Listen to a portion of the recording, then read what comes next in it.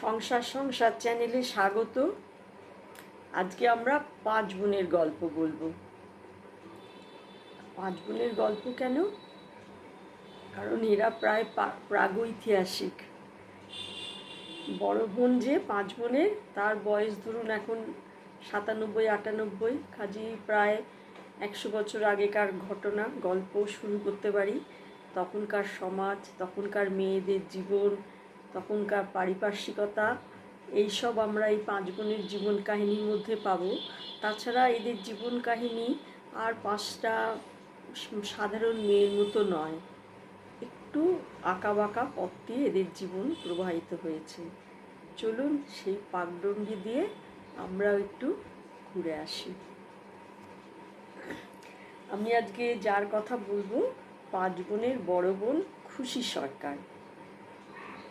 শ্যামাঙ্গী, সুশ্রী, কিন্তু তার যেটা সব থেকে বেশি আর খুশি বলে কিন্তু সে যে খুব হাসি খুশি তাও নয়, কিন্তু সে প্রচণ্ড কিন্তু ব্যক্তিত্বময়ী।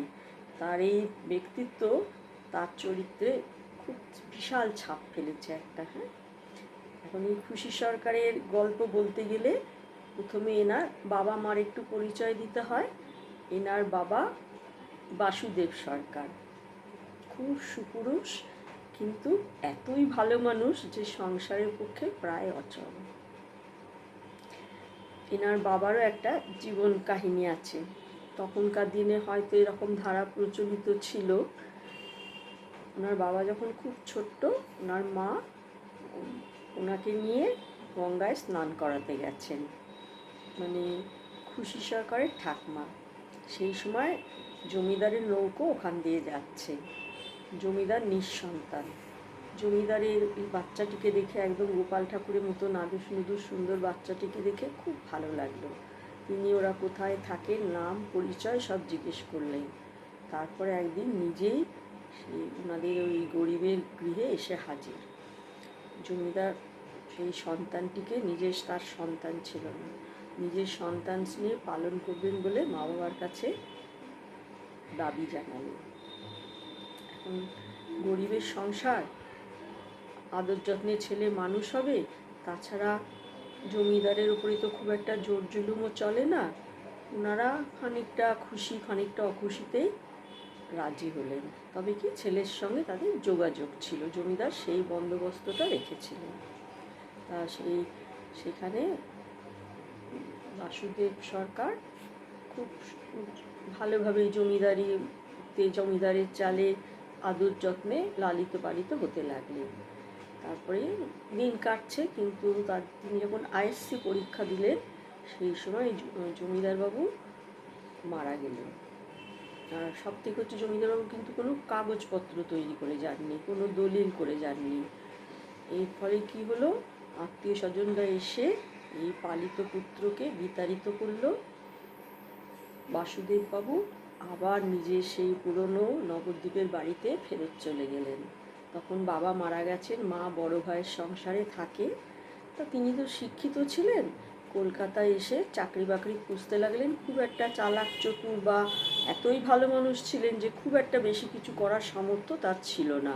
যা হোক, তিনি ছোটোখাটো চাকরি করতে লাগলেন।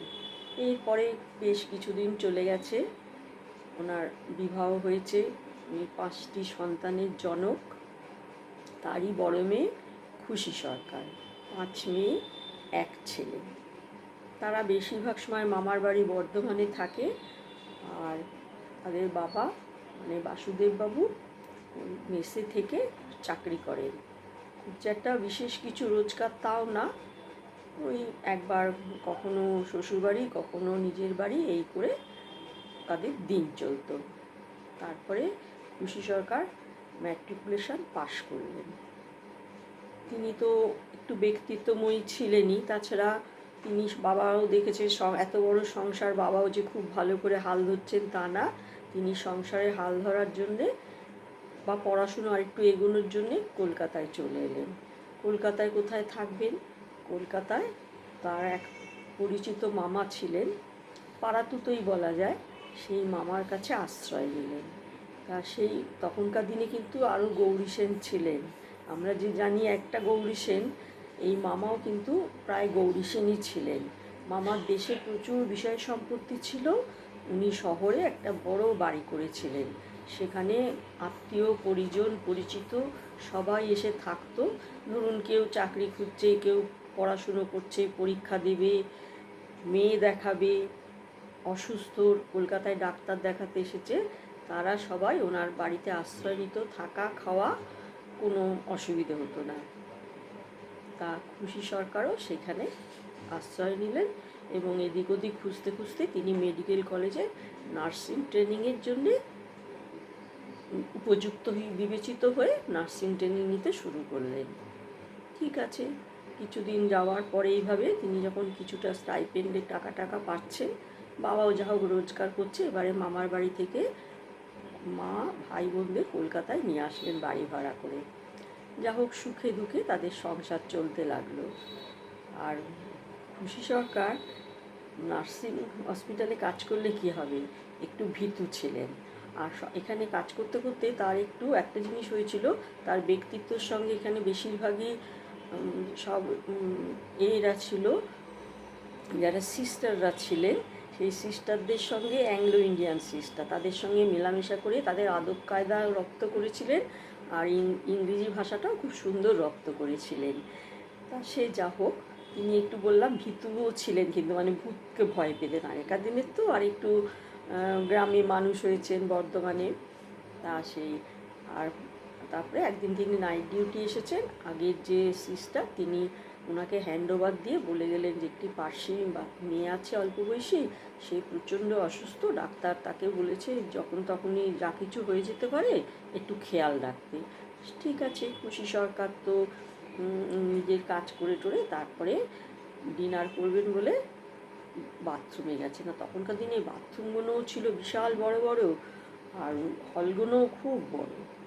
দেখেছেন যারা মেডিকেল কলেজে গেছেন, এখন তো মানে ঘিঞ্জি হয়ে গেছে। যা হোক, উনি হাত ধুয়ে যেই দরজার দিকে তাকিয়েছেন, দেখছেন পাশে মেয়েটা দাঁড়িয়ে আছে, ধীরে ধীরে সরে গেল।